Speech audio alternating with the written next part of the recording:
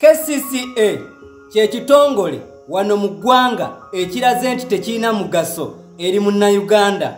KCCA nsaba olunaku lukye lumu ekitongole kisibemu engugu kiviire bannakampala bafune ku mirembe. Ebimu bye nnina okutandikirako bye by'okulibrandinga council KCCA nga brandi eggalewo, kubanga mu kibuga Kampala omuntu ayiriba bamukwatanga mubbi, akozesebwa asasulwa buswazi, eyeekozesa babaagala ogwe, ate gwe omusuubuzi babaagala odde mu kyalo. Kati ekyo ekitongole kiba kigasizaawa bannayuganda. Bw'oyita Kafumbe Mukasa we batunda ebirime osanga kasasiro avundiddewo, kyokka nga ebyokulya we bituukira. Koleranga jja ng'abannabyanfuzi muvaayo muleekaanira abantu, naye nga amazima kanso mwesuuliddeyo gwa naggamba.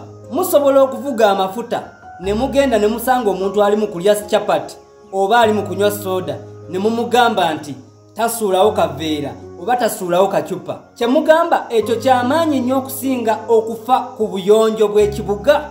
Ekirala, ebifo ebidelicate nga mu Ndeeba we batundira embaawo nga obutale buba butya nga tebuyina alamu nti omuliro bwe guba gu outbreakinze abantu basobola okuvaayo ne bataasa emmaali yaabwe nga tennafuuka vvu.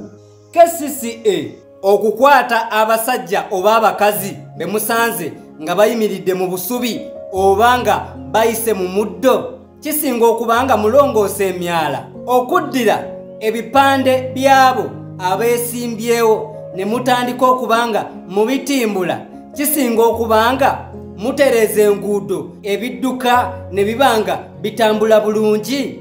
KCCA okukwata omuyiribi agenze okuyiiya ekinaagulira Magala eddiba nga tabbye naye ng'agenze ku capa ne mumukwata ng'amenye ebbanka, kye mugamba kyakoze kivve nnyo okusinga mmwe abaddira ssente z'omuwi w'omusolo ne muziwa obukampuni bw'abazungu abeeyiiya ne muzibuusa ba contractors abaffe wano bimashini byabwe bye balina nga bannayuganda ne bibanga bimeeramu muddo. Mukirowoozeemu mutuviire mubeere nga Utoda bwe yaviira abatakisi mu mulimo, omuntu afune ku buweerero ne bweba referendum nga kukuba kalulu nze nkiwa abatuuze tebasobola kukikkiriza kusigalawo.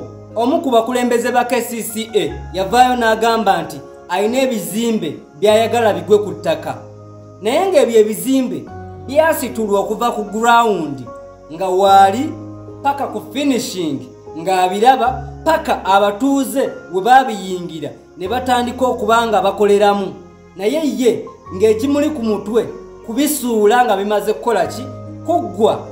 Ani akola approval ku pulaani y'ebyo ebizimbe? Kiba kitegeeza obukulembeze bunafu, obusongasonga babusuusuuta ng'ensonga ate ensonga ne bazitwala ng'ezitaliimu.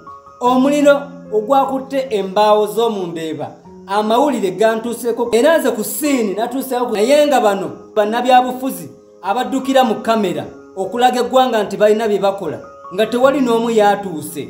Naye ng'ekyo ekifo lwaki tekiba na alamu?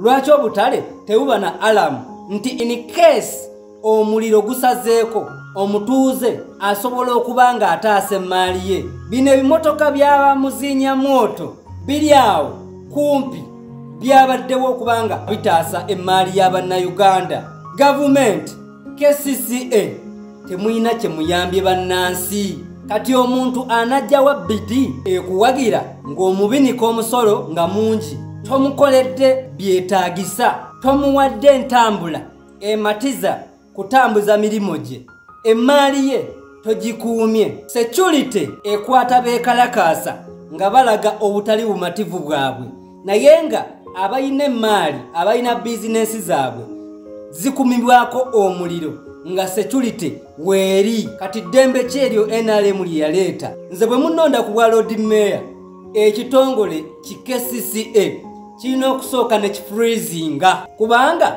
n'abakirimu nga bategeera tosobola kubategeera ng'ekitongole kyo nga kyo kimanyiddwa mu kutuntuza abantu. Gwe mulonzi, gwe mulodi, nsigadde nze Emmanuel Moses Ssenyonga, aspiring Lord Mayor 2026, akabonero World Cup.